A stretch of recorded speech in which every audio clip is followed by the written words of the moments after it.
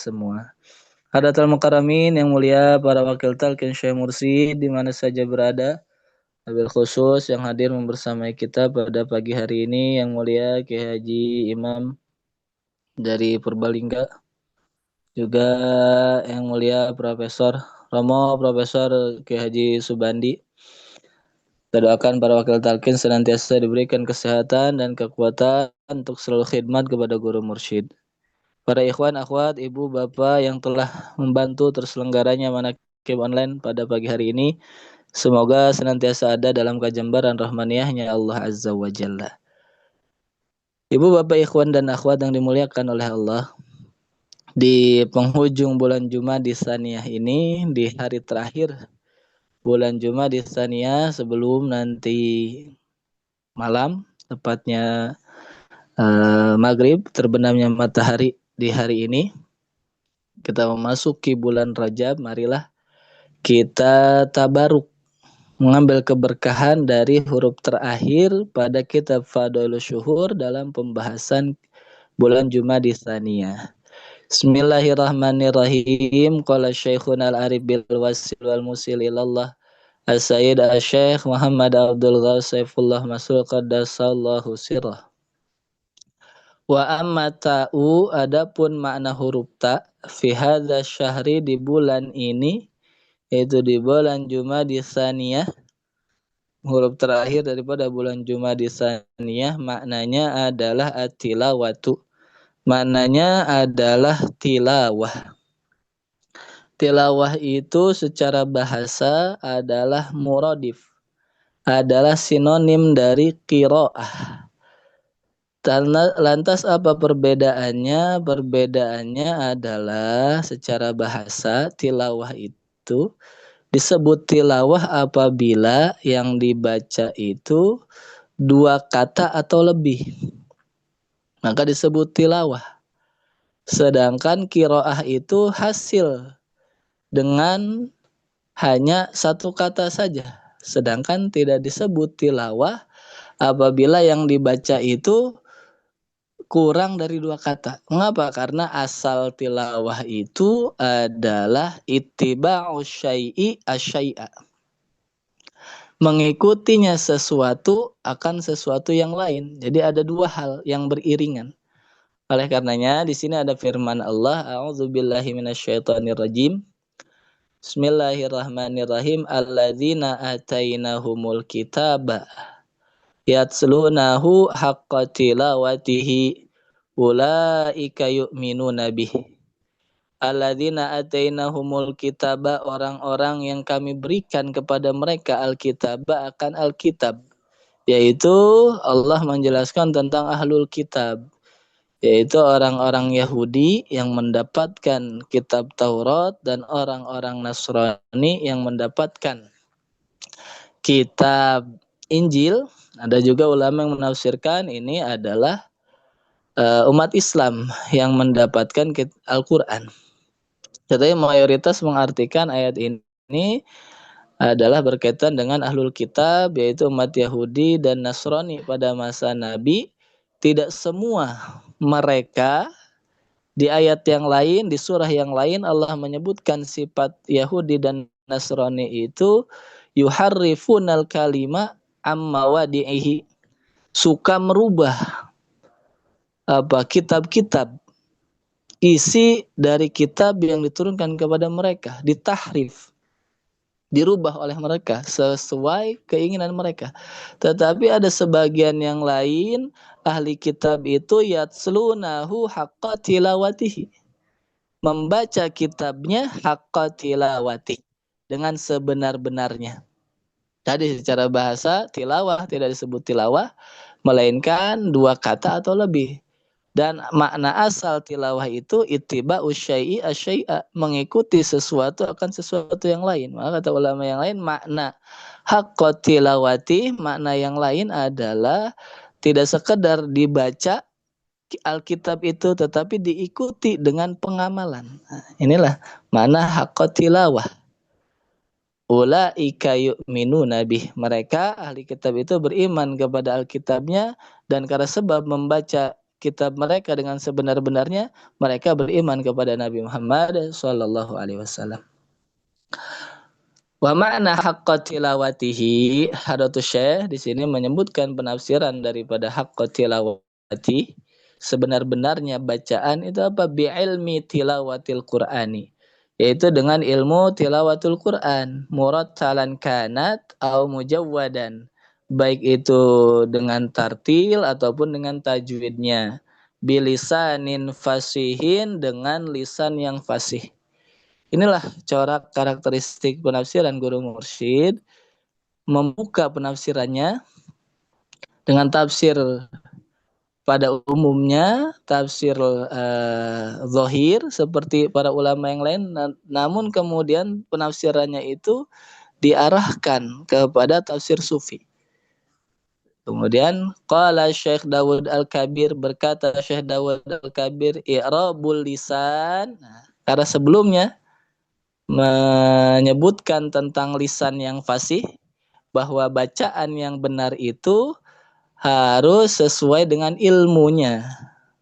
Membaca Alkitab, membaca Quran maksudnya bagi kita itu mesti sesuai ilmunya, mesti tartil dan juga tajwidnya dengan benar, tentu dengan lisan yang fasih. Disinilah awal Syekh Mursyid masuk ke dalam pembahasan tasawuf, pembahasan sufi daripada yang berkaitan dengan tilawah, yaitu Syekh Mursyid Abah Aus Qaddasallahu sirah mengutip perkataan Syekh Dawud Al-Kabir, i'rabul lisan, i'rab lisan atau lisan yang fasih, yuqimu jahaka indan nasi, akan akan membuat engkau mulia, indan nasi, di hadapan manusia. Lisan yang fasih, baik fasih membaca Al-Quran ataupun fasih pandai nahwu dan sorobnya, pandai dia membaca kitab, yuqimu jahaka indan nasi, akan membuatmu mulia, indan nasi, di hadapan manusia.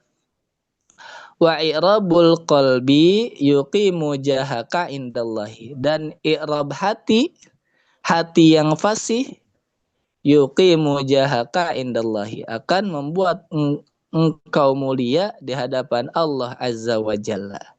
Indan nasi, di hadapan manusia, bilisanin fasihin, dengan lisan yang fasih, indallahi, sedangkan di hadapan Allah, di sisi Allah, bismi rabbikal ladzi khalaq, yaitu dengan nama Allah, dengan nama Tuhanmu yang telah ditalkinkan ke dalam hatimu, indal qiraati, ketika membaca apapun. Masyiral muslimin wa zumratal mu'minin rahimakumullah, ibu bapak dan ikhwan akhwat yang dimuliakan oleh Allah. Disinilah Hadratus Syekh menjelaskan bahwa sebagaimana lisan itu fasih, sebagaimana lisan ada yang fasih, ada yang tidak fasih. Dan lisan yang fasih akan membawa kemuliaan di hadapan manusia. Begitu pula ibarat lisan yang fasih, hati juga seperti itu. Ada hati yang fasih, ada hati yang tidak fasih. Apa maksud hati yang fasih? Fasih berzikir kepada Allah. Jadi manusia jika dibagi berdasarkan lisan dan hati yang fasih, tentu nomor satu, yang paling utama, yang paling bagus, yang paling sempurna adalah seseorang yang lisannya fasih dan hatinya juga fasih. Fasih berzikir maksudnya. Alim lisan, alim qalbi. Alim lisannya, alim juga hatinya. Inilah golongan yang sempurna. Sebagaimana Hadratus Syekh dan beberapa murid-murid dari Hadratus Syekh. Kemudian yang kedua, tingkatan kedua adalah manusia yang hatinya fasih, berzikir kepada Allah. Hatinya alim, makrifat kepada Allah. meskipun lisannya tidak fasih ataupun lisannya tidak alim. Ini juga manusia yang mulia di hadapan Allah. Mengapa? Karena innallaha la yanzuru ila suwarikum wala ila ajsamikum walakinnallaha yanzuru ila qulubikum wa amalikum. Barometer hubungan dengan Allah bukan apa yang ada pada lahiriah, tetapi barometer hubungan dengan Allah adalah apa yang ada di dalam hati. Sehingga yang ketiga, golongan yang ketiga adalah manusia yang hanya fasih lisannya saja, tetapi hatinya tidak fasih atau tidak alim. Dia pandai membaca Al-Quran, mereka pandai membaca kitab bahasa Arab maksudnya, tetapi karena sebab tidak bertemu guru mursyid, hatinya tidak alim, tidak makrifat, tidak tahu, tidak bisa membaca, ummi, tidak bisa membaca dan tidak bisa menulis, maksudnya hatinya belum mendapatkan bimbingan talqin dzikir sehingga tidak bisa membaca ismudzat yang mesti diingat senantiasa di dalam hati. Yang paling celaka adalah yang keempat, yaitu orang yang lisannya sudah tidak fasih karena sebab mungkin tidak belajar, tidak mendapatkan pendidikan. Begitu pula ditambah, diperparah dengan hatinya juga tidak fasih, tidak alim, atau bahasa lain adalah jahil. Sudah jahil lisan, jahil kolbi. Jahil lisannya, jahil juga kolbunya atau hatinya, karena sebab tidak bertemu dengan guru mursyid. Inilah kita murid-murid Hadratus Syekh paling tidak ada di tingkatan pertama. Ada yang alim lisannya, fasih lisannya, mulia di hadapan manusia, tetapi bukan itu yang kita cari. Karena dengan bertemu guru mursyid juga kita dididik yang utama tidak hanya alim lisan, tidak hanya fasih lisan, tetapi fasih juga hatinya. Inilah yang sempurna. Kalaulah kita tidak bisa mendapatkan kedua-duanya, kita didik anak-anak kita supaya bisa mendapatkan keduanya. Khususnya tentu fasih hati. Atau kita murid-murid Hadratus Syekh ada pada nomor 2. Barangkali tadi karena latar belakangnya bukan santri dan lain sebagainya, tidak masalah, tidak mengapa. Tidak menjadi penghalang untuk kita dekat kepada Allah. Karena tadi muamalah dengan Allah bukan dengan lisan zahir ini, tetapi dengan lisanul qalbi. Maka yang kedua, kalau tidak menjadi nomor 1, menjadi yang kedua, yaitu fasih hatinya saja. Karena keberuntungan kita bertemu guru mursyid, hati kita fasih di setiap kondisi, di setiap waktu, di setiap tempat, fasih hati kita untuk berzikir, menyebut asmanya di mana saja, kapan saja, sedang apa saja. Dan kita diselamatkan dari 2 golongan yang terakhir, khususnya golongan yang terakhir yang sudah tidak fasih lisan dan juga tidak fasih hatinya, atau diselamatkan dari golongan yang ketiga, tidak dijadikan kita orang-orang yang hanya fasih lisannya saja, tetapi hatinya tidak fasih. Karena yang ketiga ini diumpamakan oleh Syekh Abdul Qadir Al-Jailani qaddasallahu sirrah, idza kana tauhidu bibabidar wa syirku dakhilah fahuwa nifaqu bi'ainih.